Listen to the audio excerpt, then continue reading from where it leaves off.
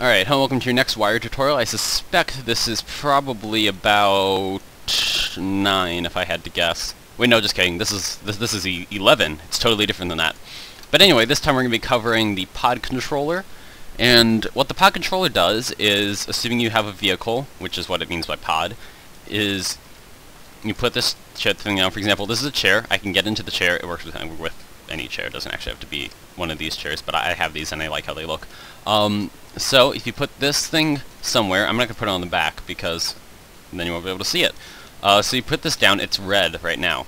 So what pod controllers do is they essentially like manage input and control to some extent the vehicle, or manage input from and control the vehicle. So for example, if you right click on the pod controller and right click, sorry, on the vehicle, now it tells me they're linked. So if I get in this, it turns green. That means that I'm currently in the vehicle.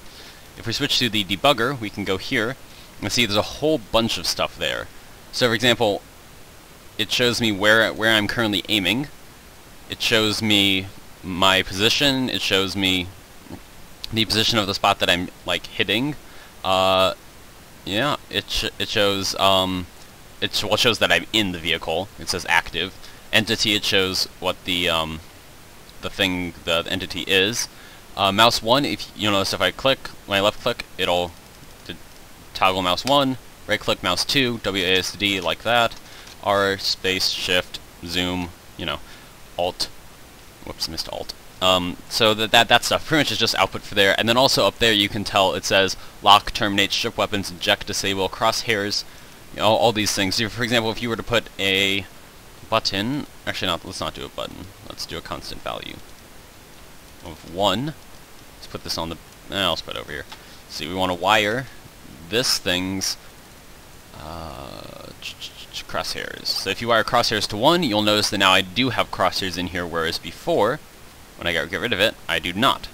So that's how that works. If you want to get output of, like I said, you can just look at all these outputs. Those are the keys that you get to like control. If you want more keys, you have to do some other stuff. But this is a very easy way to make like cars or something, for example.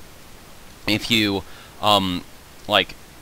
if you put this down, you put a pod controller back there, then you can wire like the wheels to W or A or S or whatever and control the car like that. I'm not going to do that right now because it's just going to be a quick tutorial, but that's something you could do. This is generally what I do for all of my vehicles, like all my spaceships and whatnot.